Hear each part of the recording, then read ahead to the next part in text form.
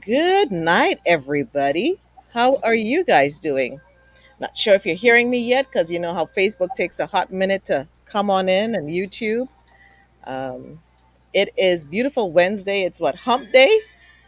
And listening to Calabash in the background. You know, I don't own the music and I don't have the rights to the music, but guess what?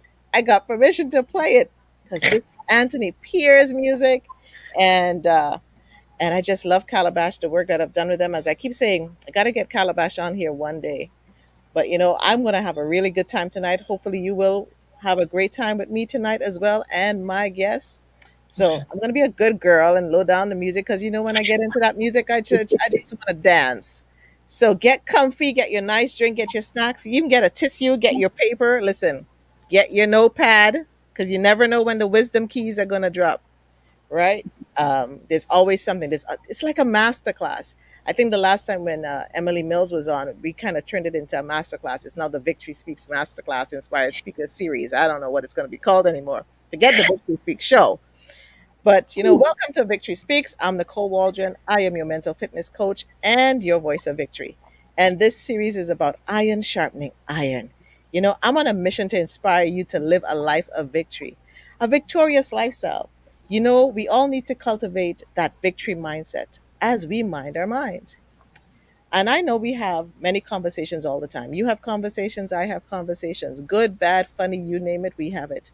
I've had countless inspired ones with various people around the world, and some, I just met along the way, and some that I've known for a long time.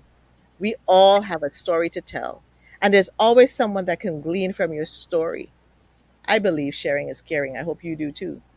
Now, my guest today is a force to be reckoned with and an inspiration to many. She's inspired me over the years that I've got to know her, and I'm going to get to know her some more tonight along with you. And I've been looking forward to this conversation. The fact that she's available is like, yeah, when God answer your prayers, I was like, yes, Jalisa is in the house. Okay, so let me be good. Let me calm down. You see, you hear her, you hear the laughter in the back. I'm going to calm down. I'm going to breathe and go, whoosah. Okay. Jalisa Luces-Mendes is a young, ambitious entrepreneur and the founder of Toni Marlow Clothing, an innovative, inclusive clothing brand that aims to serve the queer community and those that feel underrepresented in the fashion industry.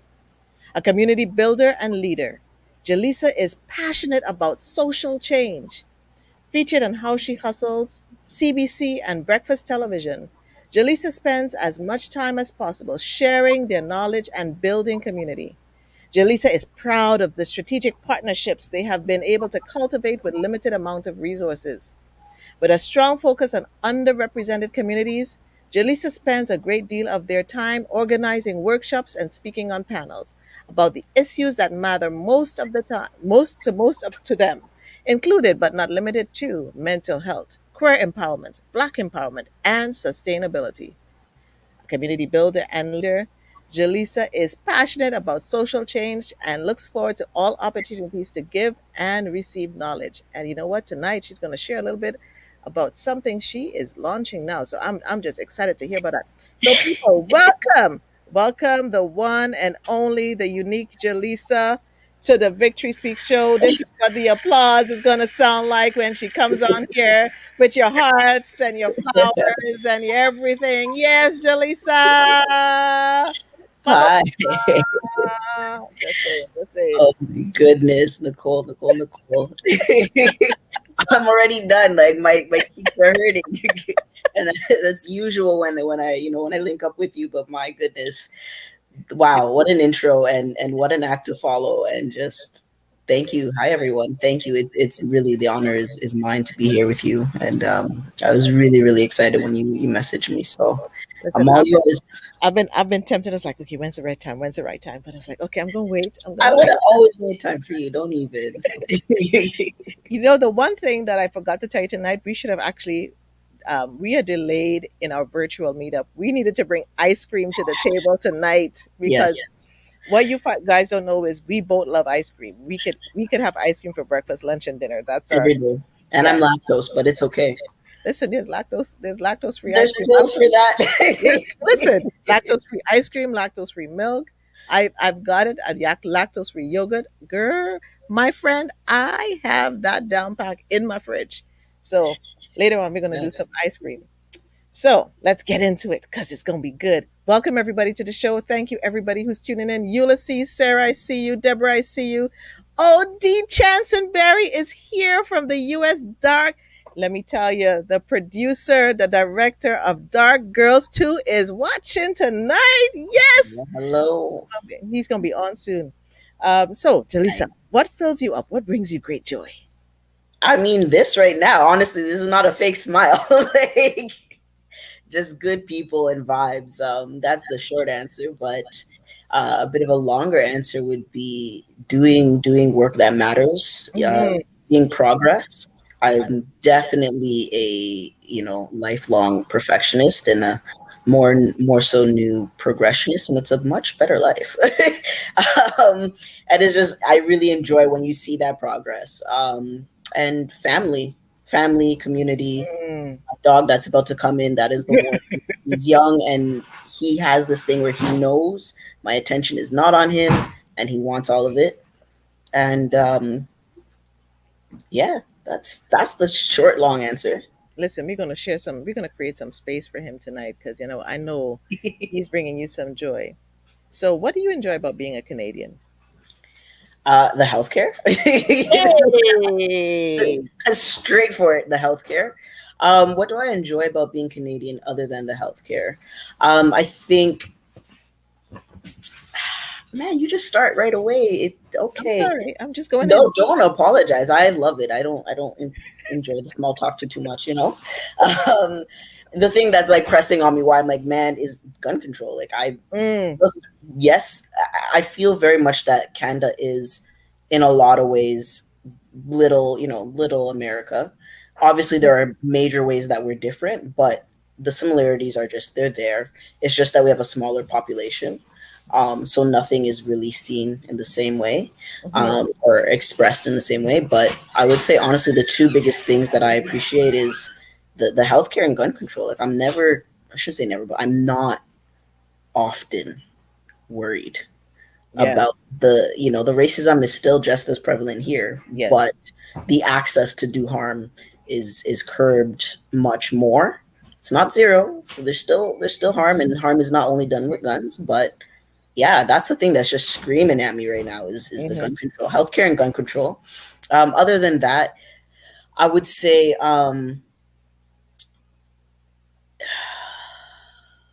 I want to say diversity, but I know that that's not true. Mm, I know that that's not Canada as a whole. Um, I'm just lucky to have been born in Toronto. I mean, in Scarborough specifically, like mad diverse. yeah. And so, but it's like you go I mean, nowadays, maybe you got to go 3 hours out, but like it doesn't take long, Hmm. when you Just, leave the city to just for it to be a very different situation. And I've seen a bit of Canada, not enough of it. So I also, it's not the most informed opinion. hmm. But yeah, I would say those are some of the things that I do love about it is the healthcare, the gun control, and the at least attempt at diversity. Yeah. Yeah. You know what I mean? How excellent that's executed or not can always be up for debate. Politics is a tricky thing, right? But it's part of our culture to say and try to be diverse. Whereas, if we compare to Americans, they're about becoming American, right? And so I do appreciate that you can be you and Canadian and kind of pull from all of that. And from the bit of Canada that I have seen, it's actually a very beautiful country, and I love to travel. And like I've seen some very beautiful places in the world. Canada is beautiful from what I've seen. It's just too cold. It's It's just too too cold. cold. And you know what? The sad thing about it is it's so beautiful, but it's so expensive to travel in Canada. Like, I don't know why they make it so expensive for us.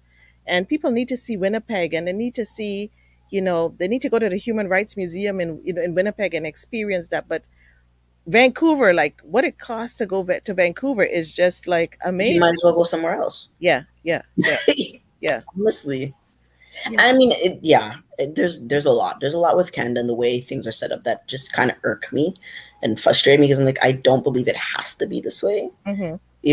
But on the one area where I can say I understand is that like the the how vast our country is. It is huge. So like traveling to BC is very far. Yeah. But if I can travel to California for less, then there's a problem. Like, California for less and be warm.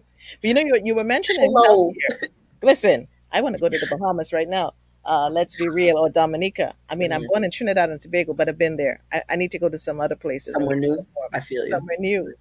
But you talked about healthcare, and when you think about COVID-19 and how it hit it, what's some of the lessons you learned? You experienced from what we just have gone through, and we're still going through. But last year was really It different. was really rough. Yeah.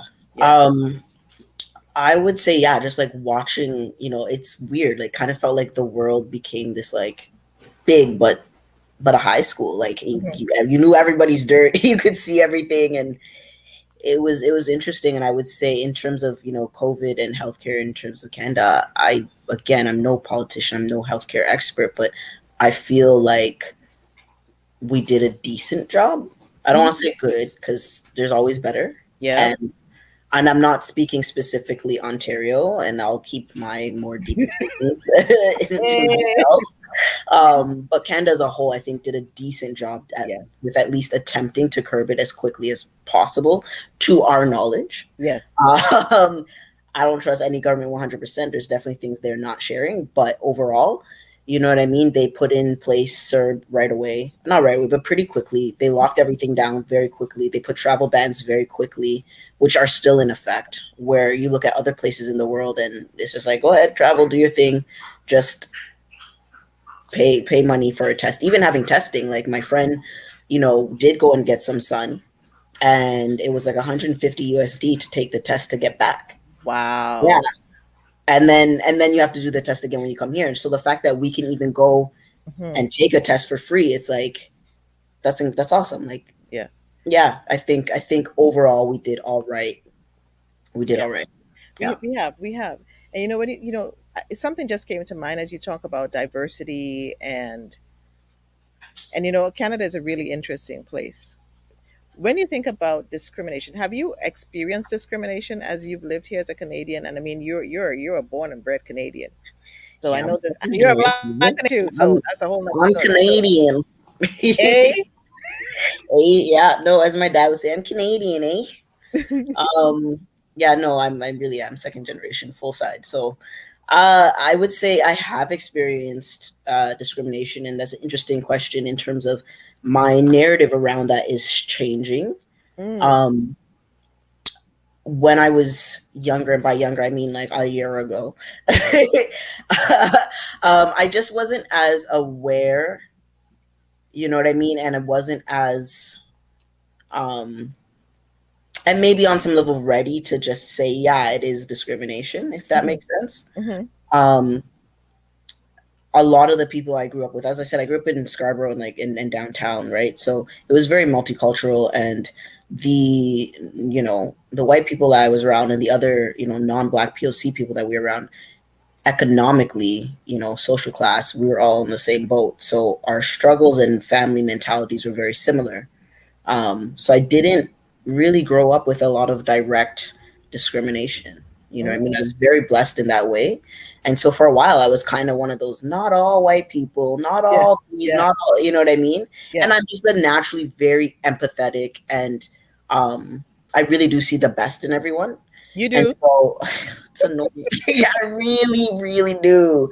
And so giving that benefit of doubt. So I think it took me a long time to really confirm when I was experiencing discrimination, Mm. if that makes sense. Oh, total sense. Yeah. So, I Total. mean, it's definitely happened, and I can call it out a little more easily now.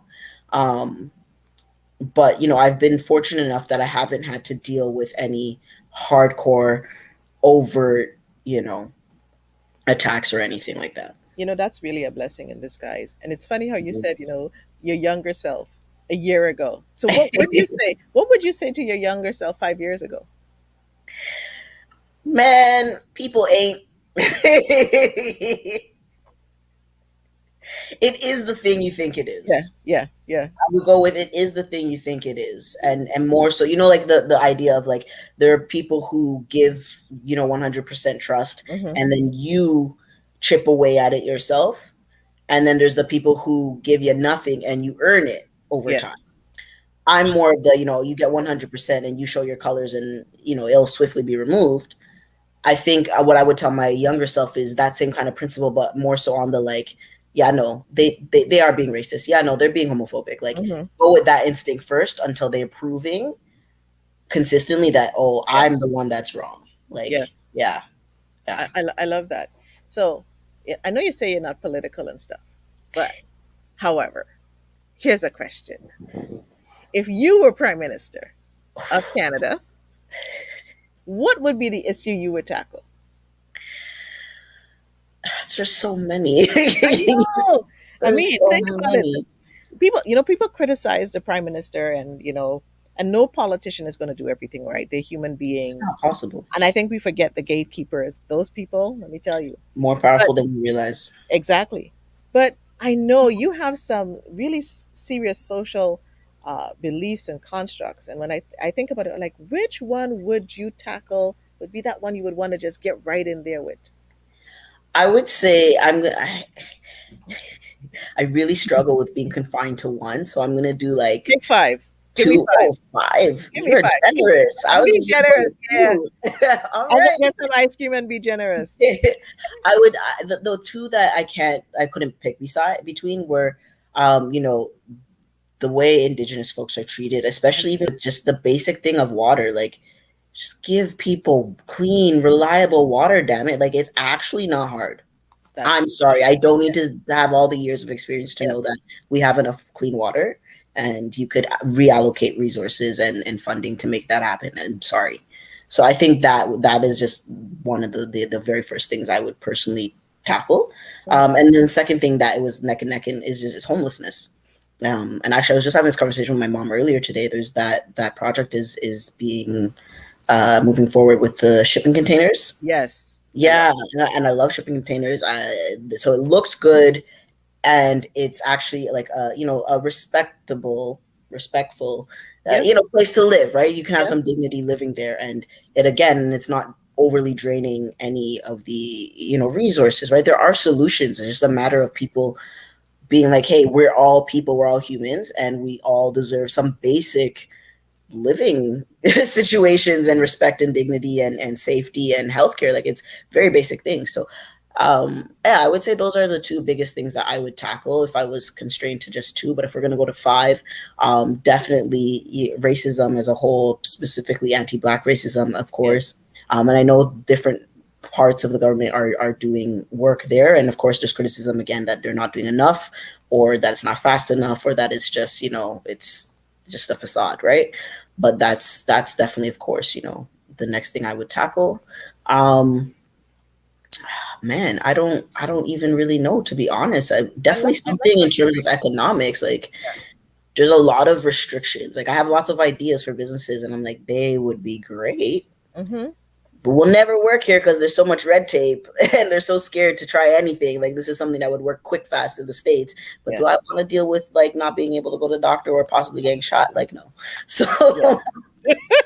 and I'm not dogging on Americans. Like, if No, anyone but who knows I me love how knows, you keep it real, because I have friends living in Detroit and stuff, and like they hear gunshots at night. I'm like, how in the world do you live with gunshots at night? I don't know. I I was give just it up. I give it up. I give it up for them. But so let's get to know you a little more. sure. I'm gonna be good. But I I want to get to trust know. you. I told you, you have me. I trust you. It's all good. It's all love. So So I welcome everybody that's here tonight. I'm talking with Jalisa, Toni Marlow. Brand is her company, and we're going to get into that company. When I start thinking of, so the victory formula, and I literally created an acronym for it. So V starts for vision. mhm. What's the vision behind your company?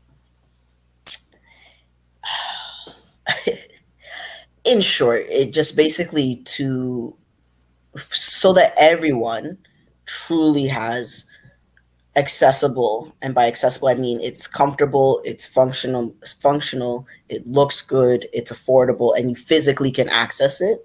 Have accessible options for your undergarments. I mean, clothing as a whole would be, a great long term thing, but I know myself, and business for me at least, that I prefer the niche.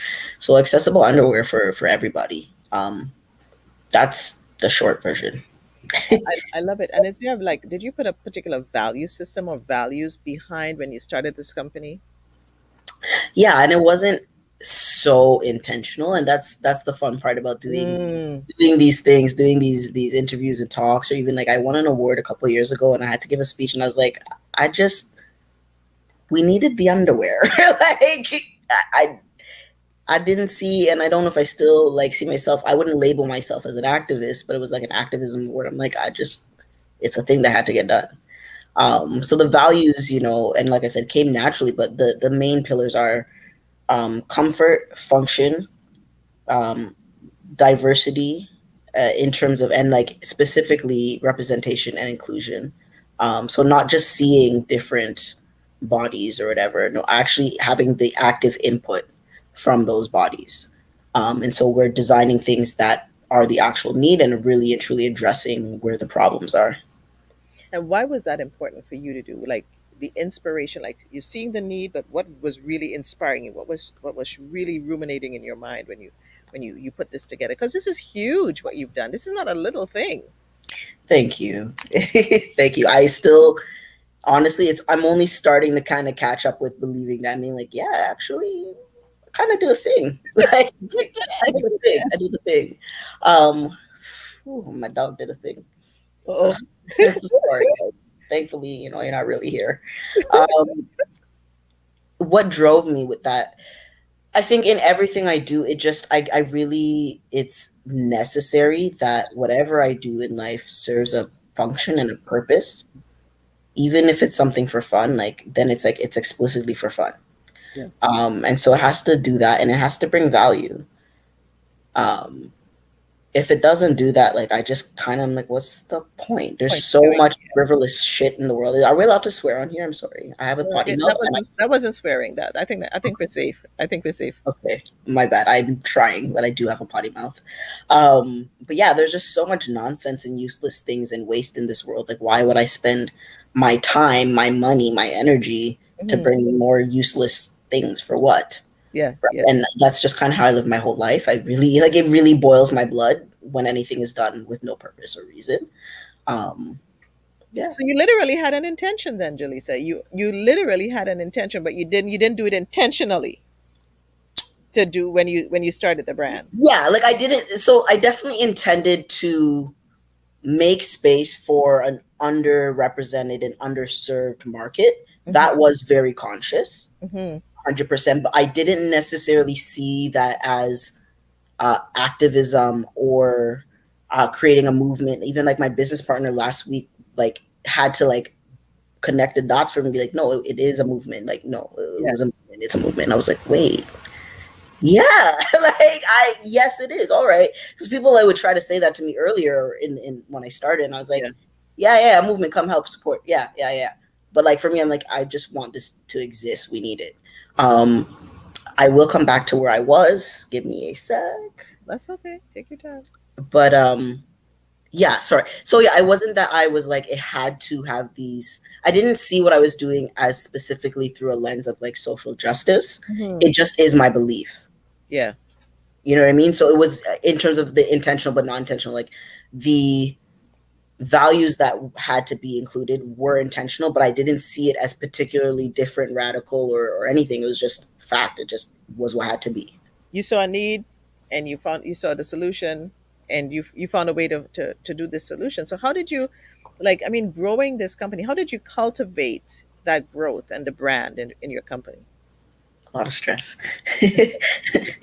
um, it started basically, I had graduated from university, Hmm. um, and I had for our last year to basically get entrepreneurship on your diploma, on your degree. You have to start a business, and so I had started Proofit Rentals, which was like ratings and reviews for landlords and tenants.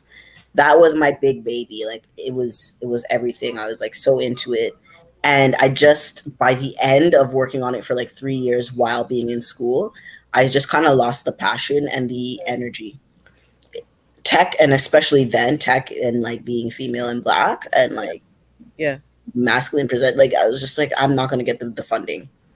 And at that time, I was still undiagnosed with ADHD, so my ability to focus and communicate clearly was not so great. So I just was like, hey, let me move on to something else. And so coming off of that, I had now had some experience, Hmm. and I had a little money left over from an existing grant for that company. And I was like, I'm graduated school. I'm not doing this business anymore. I Hmm. know for sure I don't want to work for someone else like forever. I'll do any job to get by. I'll do any job, but like it's not my long term thing. So I just like looked at my ideas, and this was the most timely. People were starting to do gender neutral clothing. Hmm. There was more language coming out. There was more talk around transgender people and Right. issues. Right. And in terms of the business itself, the underwear industry was also expanding and growing. So you were getting the bamboo, you were getting a lot of like mono brand stores. Like they were just starting to become underwear stores, like Mm. in malls, where you didn't really see that before. And like men's underwear became more of a fashion statement, Yeah. and women's underwear was becoming more about the comfort and function, and not Yes. just sexy thongs. And so it was just like a really perfect storm of all the right ingredients. And I was like, of all my ideas, I recognize that it's like when you go in the fridge, like, what am I going to make? And you just so happen to have the right ingredients for one thing, and you make the meal in it and it works. So So you've literally transformed the underwear industry, dealing with the gender neutral. You're really transformative. I don't know if you've seen it, but this is transformational. I'm moving into that, to seeing it and feeling it and accepting it. Yes, yes, you're right. Yeah, this is And because so and to what you're saying, and how I kind of started understanding this, as well as my business partner said a couple weeks ago, was like, when I started it, he came out in about a year after. When I started it, there was no one else in Canada doing it, and or at least not that was known. And there was Google and Instagram at the time, and I did Mhm. search, and I'm a nerd. Like when I'm searching, I'm pretty deep in it. So you know what I mean. It's not to say I didn't look. Like I found companies in Australia. I found like one in Australia, one or two in UK, and like two one or two in the States, Right. none in Canada. Wow. Excuse me. Yeah. Wow. And now you look around, and like everyone has an underwear brand.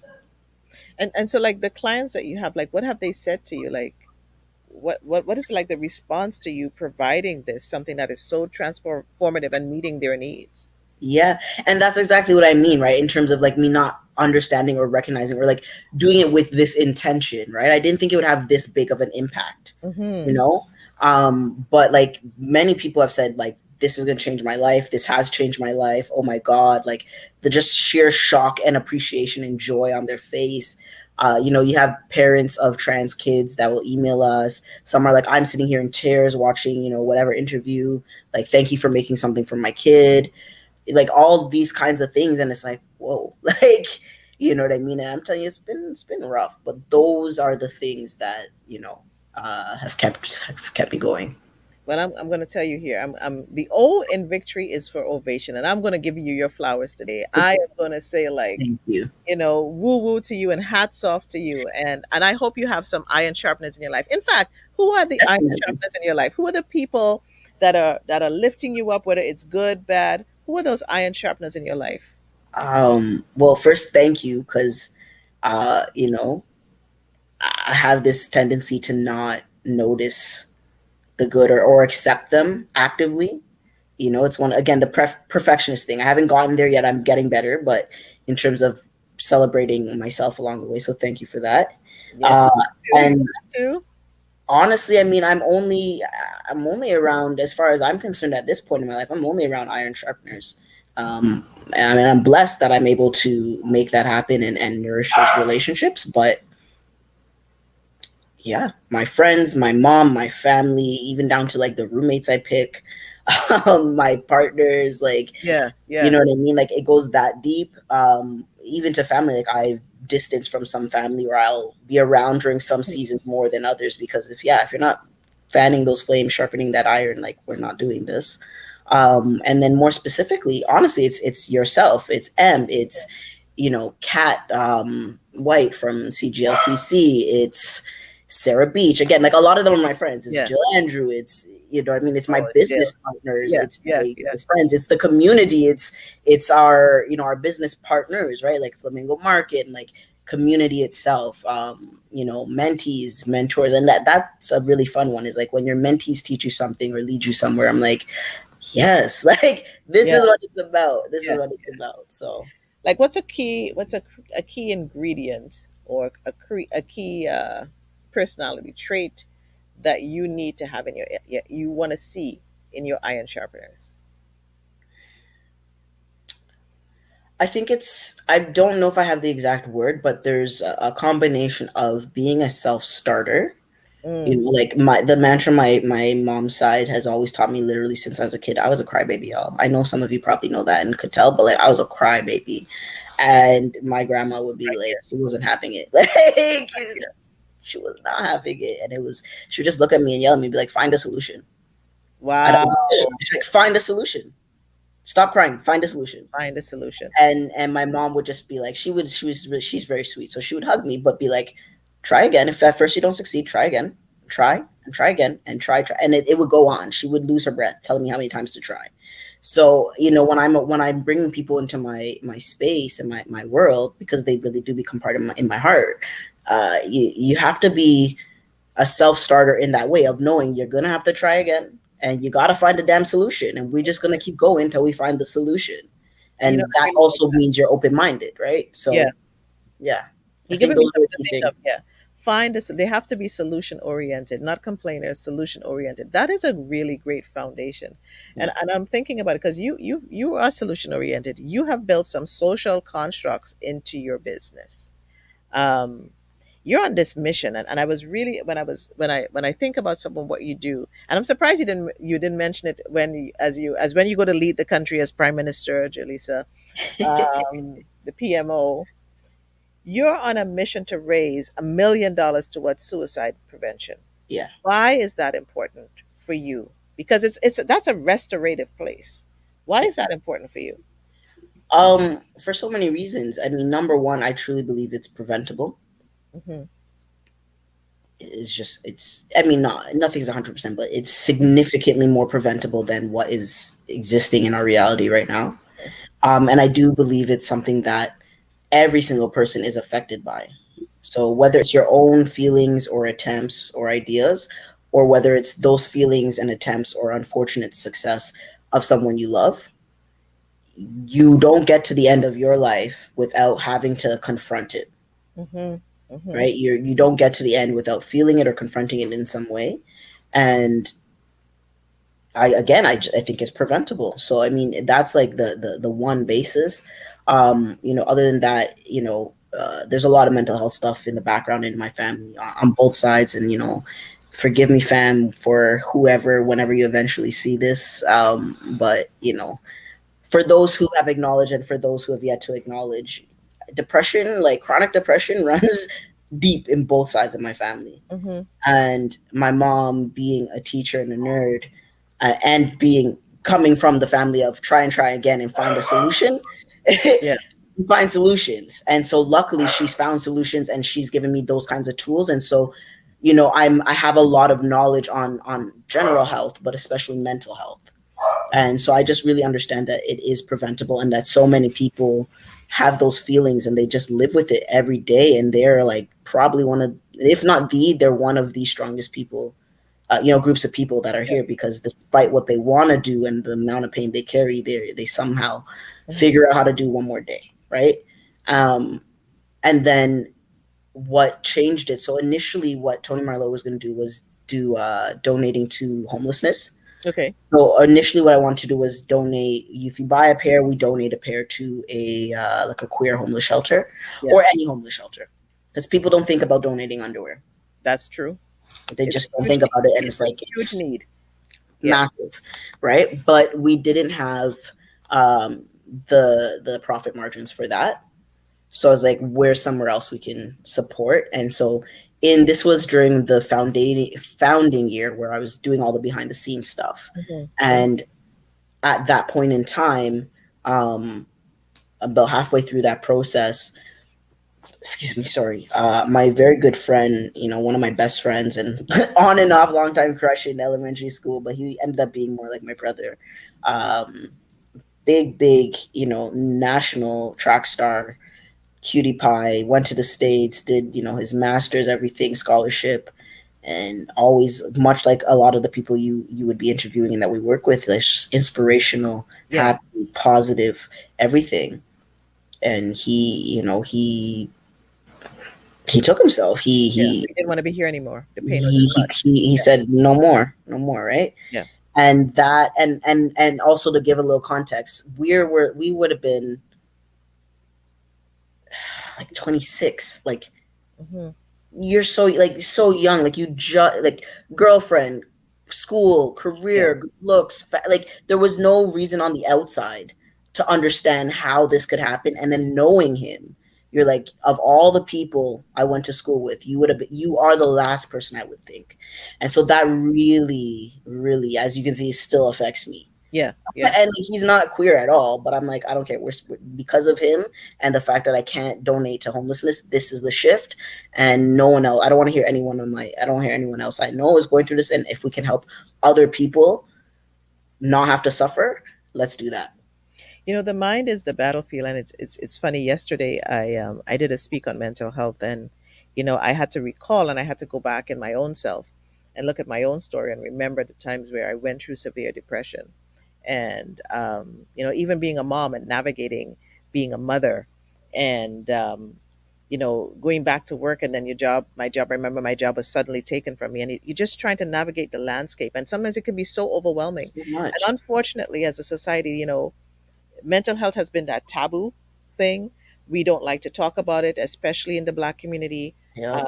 And then when we're told to suck it up, we're told to, and when we don't take care of our mental health, and it's one of the reasons why I do this show, and it's one of the reasons why the name is Victory Speaks, because we have to develop that victory mindset, and it takes time, and we have to call Mhm. out for help.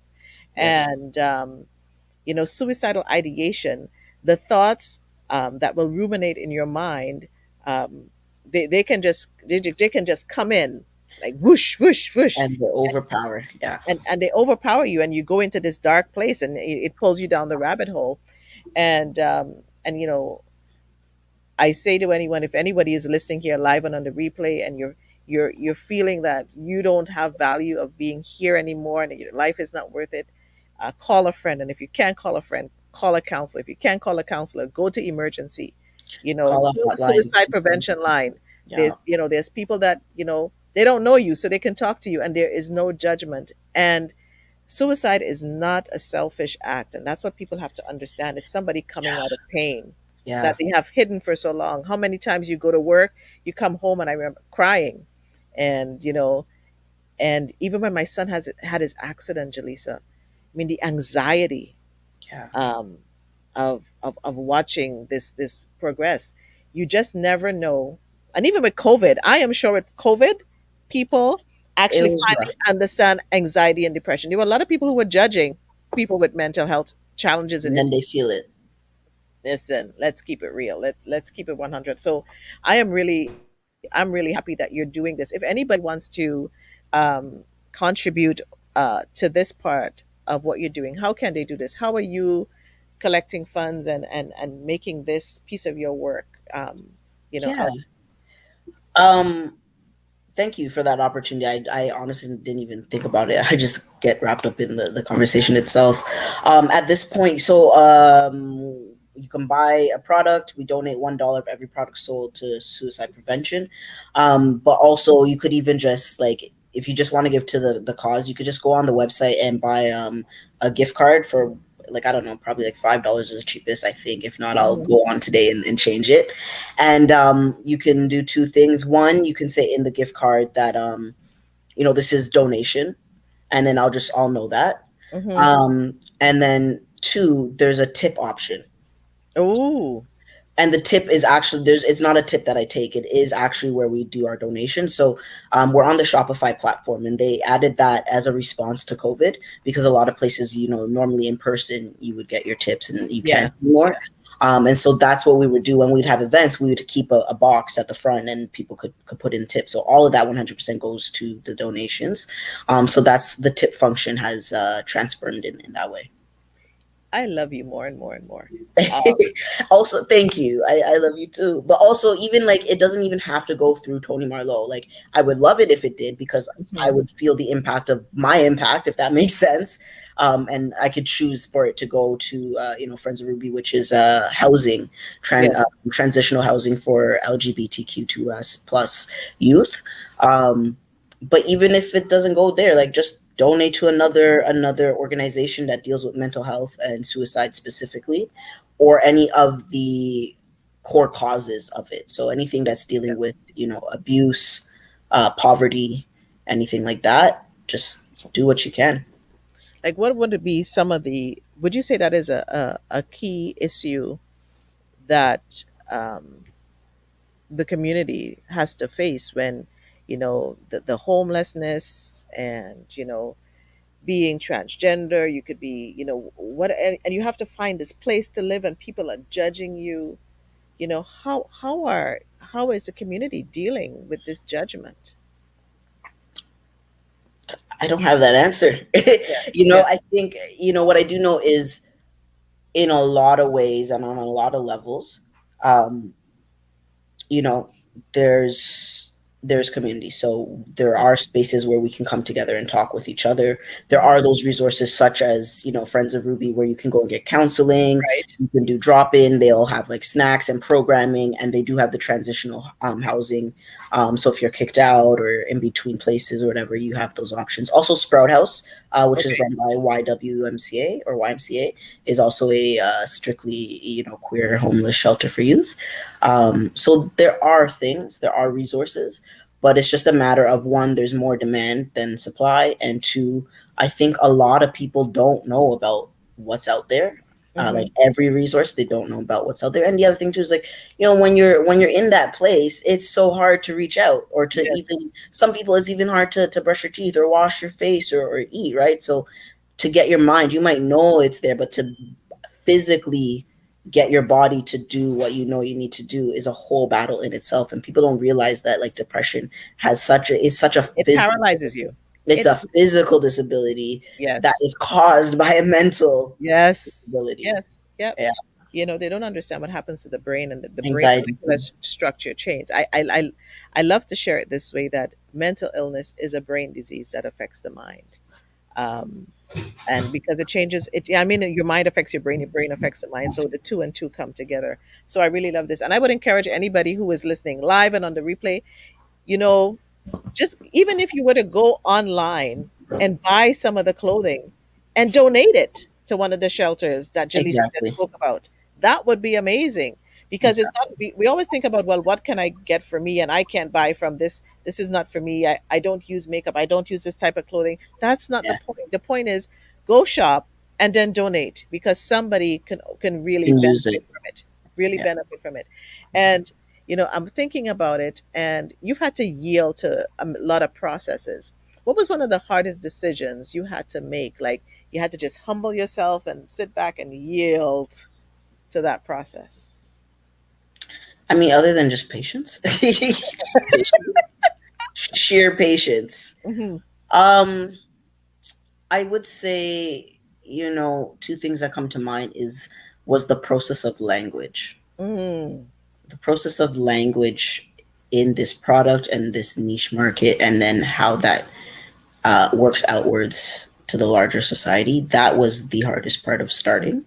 Hmm. We took a year to get the language. I swear to God, took a year to get the language down. And then obviously, even then, it still wasn't perfect, Yeah. but it was close enough that I was like, all right, go time. Just start. Just And start.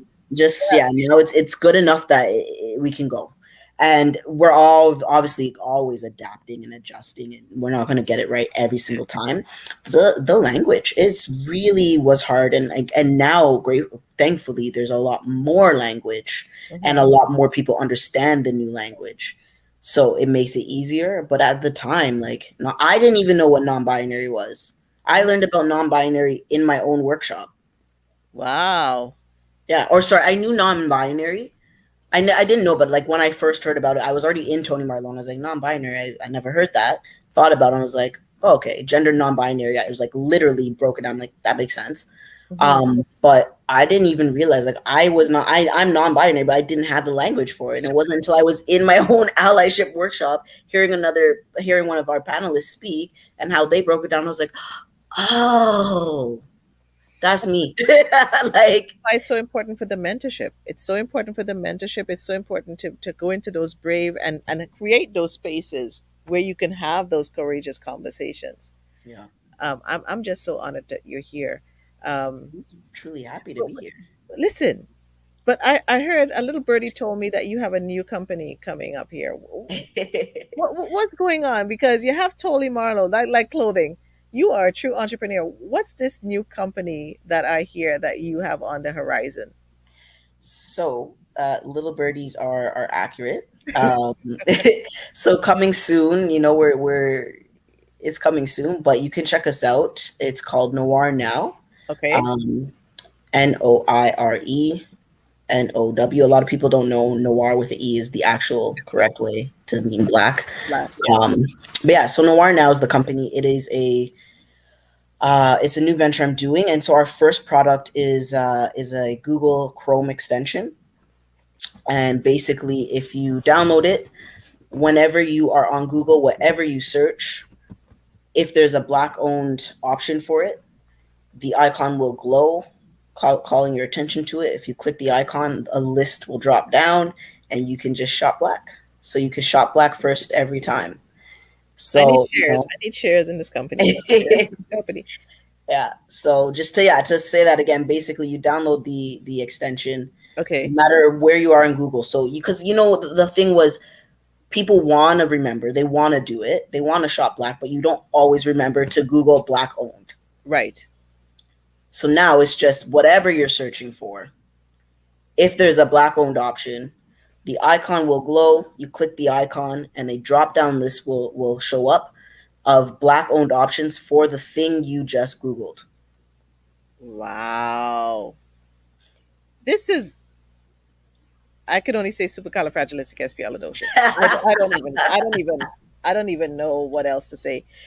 So, what made you formulate this? Like, I'm literally speechless, sitting in my chair trying to figure out This how is in my the favorite world reaction. how in the world did you even think of this, Jalisa? So I actually thought about this in the beginning of Tony Marlow. Um, and I was still working at my other job at Ryerson, and I was trying to find something, and I was just like, I want it to be so that when I Google, Yes. I can add something. And at this time, I didn't even know about extensions. I don't know if they existed. They probably did, but as I told you, I'm not that techie. But Really? Like, here I am on my second tech company, but like I'm not naturally techie, right. and so I didn't know if it existed or not. But I was like, I just want to make a way so that when I Google, the black owned options will come up first. So the same way that Google ads are, but like for whatever I want. And so I had talked to someone at the time. He's like, no, there's no way to do that. You would need an API or a plugin or whatever, which is what the extension is. And I was like, okay, cool. Like, can you get back to me? Let me know if there's something that can be done. And like, he kind of was doing his thing, and I was starting with Tony, Yeah. and I was also just in my first like full time, big people job. And so I was just focused on Tony Marlow, but it was always in the back of my mind. And not last January, the January just before the pandemic. So I guess 2018, no, 2019. So the end of 2019, it was just on my heart. Like it was on my heart, it was on my mind. Like it just wouldn't leave me. I was like, I got to go back to this. There's got to be a way. And at this point, I now understood extensions. I have extensions. I was like, that's the one. Wow. And I messaged my friend who I've been working with on and off for different projects since Proof It. And I was like, yo, I'm working on something. I want to talk to you first. I want to bring you in. Do you know how to do this? If not, do you know who would be able to do this? And yeah, so we've been working on it since last February, March. And then George Floyd and the new momentum of Black Lives Matter and everyone understanding and Yeah. get, not everyone, but a significant growth in people who actually are trying to shop black first. Mhm. that is me plugging the name of the extension. They wanted to do that. They want to buy black. They want to support black people, but they're, you would see all these lists going around Instagram. You have everyone in the Facebook groups. We all know the black-owned Facebook groups, Mhm. and people are asking the same question time and again. And I was like, the time is now, and we were already working on I'm coming to work for you, Jalisa. I'm just saying. it. After this, I'm going to come and sit at your feet, and I'm going to Happy to work with you listen. always. This is revolutionary. That's the hope. That's the plan. It is. You are revolutionary. Um, I am just in shock that I could just go on. No, no. We're going to market. We're going to market this to the high end. Everybody's going to be involved. Joan, Emily, we're all coming. We're all coming. We're all coming for you with this one. This I'm one here. We got is a space. We is all a got to game go. changer. And you know what I love about this? You got the vision a while back. And sometimes we think we're procrastinating, and it's really not procrastinating. It's Yeah. when it's just Divine ruminating. timing. Yeah. And then here it is. You had no clue that this was going to happen with George Floyd and everybody's really coming up here, but you were Mhm. moving in sync with what your heart and your instinct, that still small voice, was telling you, and bam, your time. This right here, I'm giving you snaps. I'm giving you. I think this is a life class right in itself, that all about visioning and having the intention and trusting the process. And this comes back to me when you yield, because and so you are patient. You said you're working on patience. You're patient. Okay. You're patient. Okay, I'm going to hit you with another. I know I have a limited time with you. I'm going to hit you with something else now. We're good. We're still good. I'll hit you with your best shot now. What is a special victory moment in your life that you can recall? To be real, I would say the first one that, like, not the first one, the most recent one that I'm still like, damn, was the Black Designers of Canada Excellence Award, which we all just received like a week, 2 weeks ago. And that one is still, I'm just like walking around with my chest all puffed up. I'm like, yeah, Yeah. yeah, I Yeah. do Yeah. that. Like, and I think for me, it's this weird combination, this weird thing I struggle with of not wanting or needing, but also needing and wanting external validation, Mhm. and it's like, I don't give a, but I also do. You need your flowers. You need your Yeah. flowers. And you know And what? so, You need your confirmation. You're not looking for people to jump on you. You need the confirmation that what I'm doing matters. Yeah. exactly, exactly. And that's what that really was for me. Um, and from part of it as well was one that it was Black designers nationwide, Hmm. because sometimes, when it's just mainstream, sometimes you have to wonder, oh, is this the diversity quota? Oh, is this because, is it the tokenism? Tokenism. I do genuinely trust that all of the blessings and partnerships and flowers and etc. that I have gotten so far within the mainstream or the queer community are genuine. I do trust that. Hmm. Hmm. But it just hits different when it's your own people just recognizing you. I didn't nominate myself. To my knowledge, no one nominated me. It was very Wow. funny because our social media manager, she had sent me the link and was like, sign up. And I, at this point, like, I love her to death. Like, I just do what she tells me. I'm like, all right, fine. I'm not fighting with you. Okay. I know it's not about me and my insecurities. I'll go on the video and do what you tell me to. Just tell me what to do. Fine. You know what I mean? So she sent me the link and I was like, okay, I'll do it. I pinned it. I'm like, I'll get to it like in a day or two or whatever. And then when I checked the direct messages, they're like, oh, fill out this link. You won an award. Like, you already won this award. And I was like, wait, hold on. I'm Wow. confused. I'm confused. I didn't apply. Like, they're like, no, you won. And I was like, what? So that was definitely a moment of victory for me. And then the other big one was when I won Startup Canada 2019. I still feel like we're in 2020. It's very Yeah, hard. I know. That's right. 2019, winning that as the wild card and winning that sum of money, that was very victorious feeling for me because of just my journey with pitches, of like knocking it out the park, but not ever fully winning the first place, Hmm. but knowing that I kind of did. Sometimes I did, but like just knowing I did so well and not bringing it all the way home. That win, especially as a wild card, Hmm. yeah, that was a big moment. I love that. I love that. Is there another particular moment, that a particular moment in time, but it's a personal life, professional life, that really stands out for you? As victorious, Yeah. I mean, graduating university, man, like, whew, that stuff was hard. And Yeah. I loved it. I loved every moment of it. But again, so I actually like school. I like learning in Mm. that structured way where there's the syllabus and I know what's coming up and I know what to do and I can follow it. Um, but again, having undiagnosed ADHD that whole time, the struggles, very real. How did Um, you handle that? How have you handled the ADHD? Like, you know, since finding out or yeah. previous? So since finding out, I was like, yep, I'm going to take meds. And I'm very anti meds. I'm very like Hmm. in my heart of hearts, I'm a Rastaman. Like no, like everything from the earth, like Yeah, just yeah, meditate. Like, you know what I mean? But this one I was like, what happened was my mom got diagnosed, yeah. and Hmm. obviously she's much older than me. I mean, not much, but she's much older than me. And she was taking the pills and it was very clear. I was like, oh, Oh, okay. you're You saw it. oh shoot, you really got this. And Right. then she was like, I think you got it too. And I was like, no, but inside I was like, shit. So I had tried one of her pills one day. It's a daily thing. And so I was like, Yeah, let me take one and see what happens. And I was like, oh, this is how people are supposed to feel.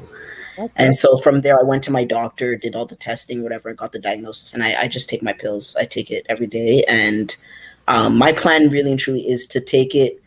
I gave myself 2 years, but I think 5 years is more realistic. About Hmm. 5 years to re reorient my brain and myself, and it gives me the ability to implement the habits that That's a neurotypical person would have, yeah, so that then I can maybe possibly be able to come off of them and have those habits be so drilled in yeah, and have yeah. those systems in place that I will be able to still function in a similar capacity. And I really thank you for sharing that because, whether anyone on here live is listening on the replay or somebody who's struggling, the fact that you share your testimony and that you can actually say, no, this really worked. I really hope that it can take somebody to make the next step. Um, Honestly, yeah, it's like my next other big thing that is intentional. Like I'm like yeah, I want to help people realize and then manage their ADHD because it honestly it did change my life. And mhm, that's one of the things that is 100% one part of the success of Tony Marlowe. I got diagnosed, I think 1 year, so 1 year into being into us launching. Not even right after we did our first round of production, I got diagnosed. and you're just proving how That's a important lie. it Like is. 1 year in of like success of like launching and being live. I Wow, got diagnosed. So we wouldn't have been able, I honestly don't think I would have been able to sustain and have the amount of success we've had I not got diagnosed and had I not chosen to take meds. No that way is possible. that is so powerful that you owned your mental health. You forgot about the stigma and everything else, and so this is like one of the biggest messages. Own it, find a way, find a solution. And again, it goes back to what you said earlier, Find the being solution solution. solution oriented. So, last question: if money wasn't a challenge, Mm. what would you do?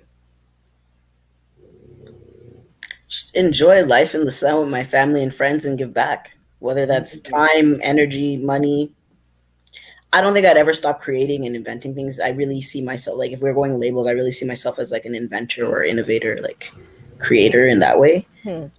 So I'd probably, other than working in ways of trying to change and shift systems for social change, uh, Mm.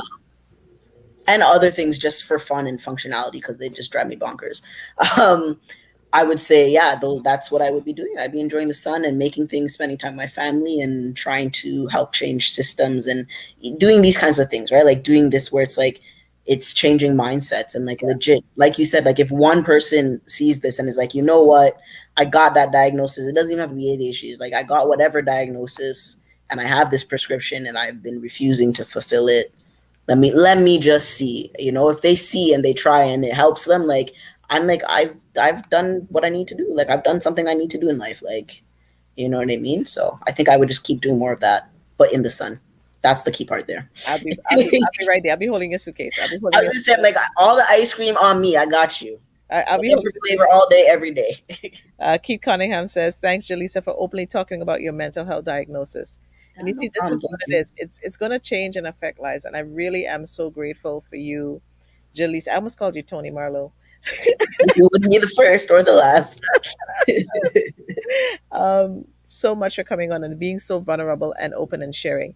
So, if you had any last words you want to share with anybody who's listening live and on the replay about anything, words of wisdom, a quote, whatever, I the mean, floor is yours. I can go all night. I was gonna say, I'm like, honestly, like, if I know sometimes your show goes a little longer, like, if you had other things you wanted to, you're being super, super, I'm like, being polite and very not asking, mindful. like, I'm feel being free. mindful tonight. It, Yeah. you have me. But other than that, I mean, I would say in terms of mental health, I would close out in just saying, like, in addition to ADHD, I have anxiety and sort of depression, but not like low mood, like Yeah. general constant low mood. But that's also a part of ADHD. Yep. And I've had depression at different times. I've had suicidal feelings and thoughts. I've had all different things personally. Someone in my family has bipolar depression, and so I've grown up watching that, and it's horrible. I've Yeah. also dated someone with bipolar, and like to anyone who doesn't know, wouldn't know, and even to me, I was like, so that's the diagnosis. Like I didn't say it to them Yeah. because obviously, but I was like, this is not the story that's painted, and it's not the experience Mhm. I've had with my family. So just being mindful that everyone has something in some way at Yeah. different times in life, and everyone's thing will look different. And so just kind of again trying to remove the stigma. And for me, I feel like, you know how people say there's no stupid question except Yeah. not asking.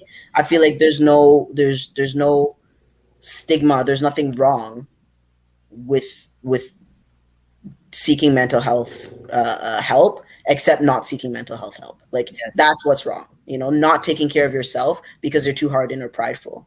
And no one has to know about it. You could just go to your doctor, between you and your doctor, and do what you got to do. You know what I mean? So that's what I would say in terms of mental health. In terms of business entrepreneurship, it's back to my mom and my grandma. Like, find a solution. Just start where you are with what you have, whatever little time you want. If it's a Google search, an Instagram search, if Mm. it's taking pen and paper, writing down all your ideas, and then seeing what other people have, whatever it is, you can always do one tiny thing. And one of the concepts I love is the power of 1%. If you do 1%, yeah, Say it, 1% better say it, say every it, say it, day. say it. The 1% 1% rule. adds the hell up real quick. Um, and so just kind of being mindful of that. Jaleesa, that 1% rule is so important. Like when I got that 1% rule, Game it changer. freed me.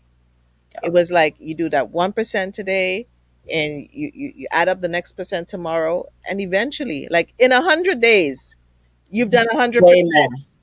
than when you did that 80% one time and that 100% that other time. When you look over the year, when you're going at that momentum, you're doing maybe 100, 200 Yeah. max. When you're Yeah. doing 1% daily year, and you're going to miss days, Yeah. you're still at like 300% better than where you were a year ago. Yeah. So, I, yeah. I, I, I love that fact.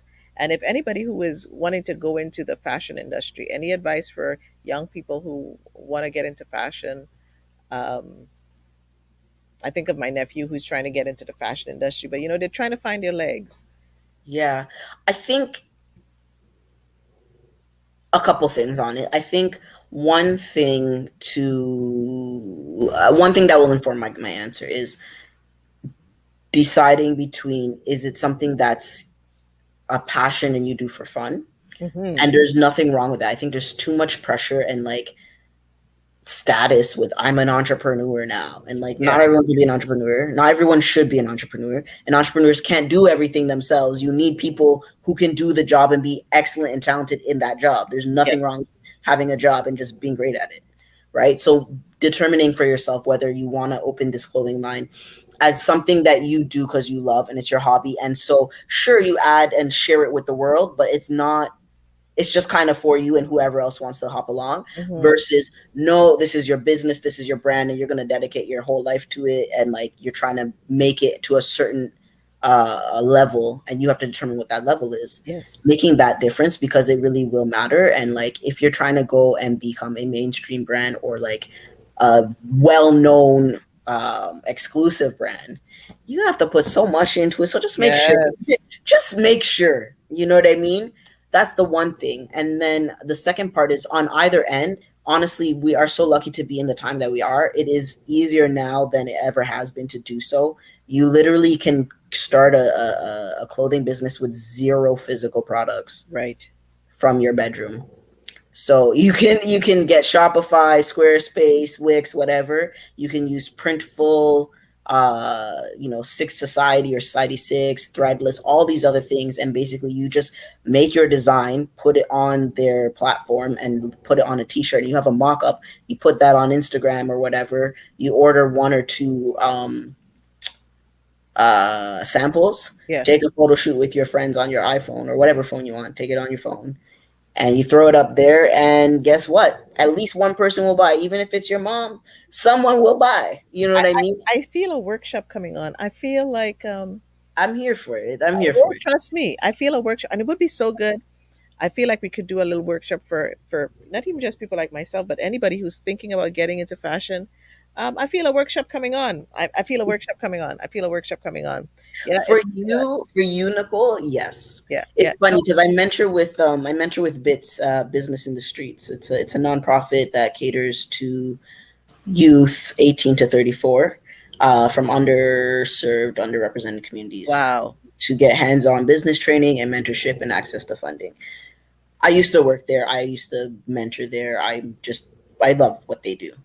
Um, I love this. I love but this. it's so funny because every time I mentor, all the clothing people want to come be my mentee, and the facilitators automatically want to put me with them because, duh, it's logical. Yeah, But yeah. actually, I'm not a fashion person. I always say to men, like, I'm not a You're an fashion entrepreneur. person. Look Your what I'm solution. doing. I just You're a shirt.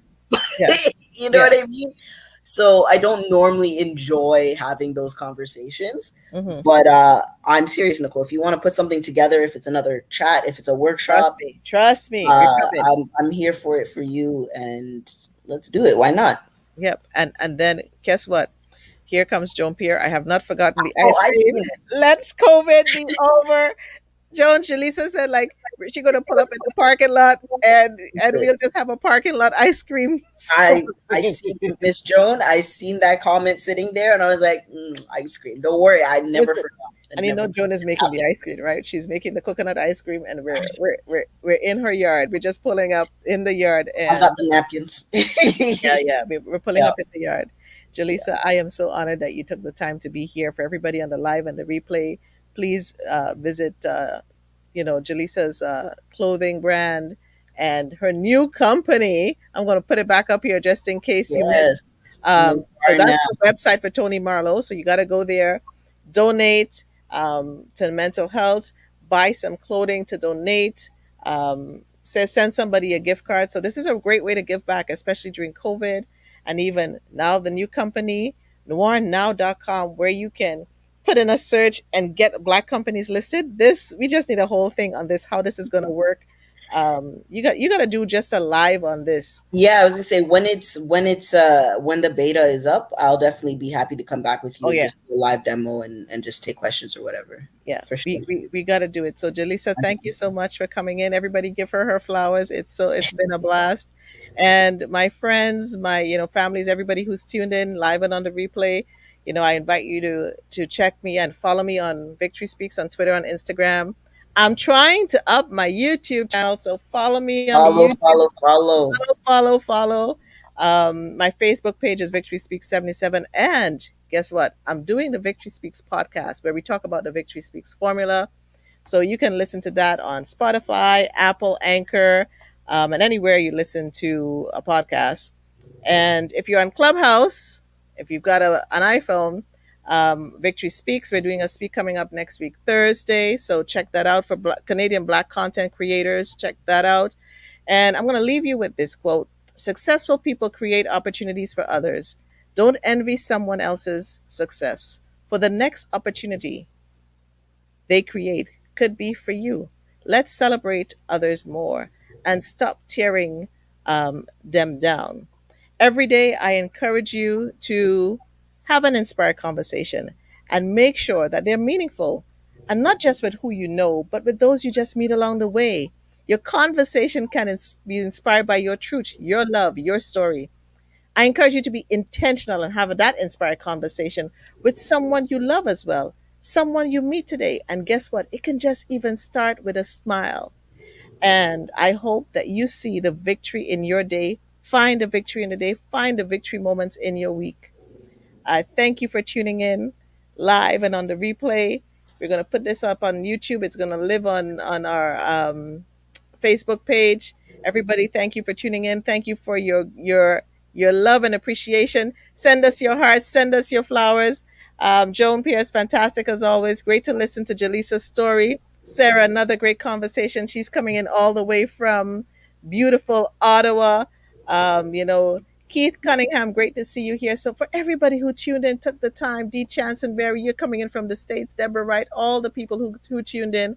We love you. We appreciate you. We don't take you for granted.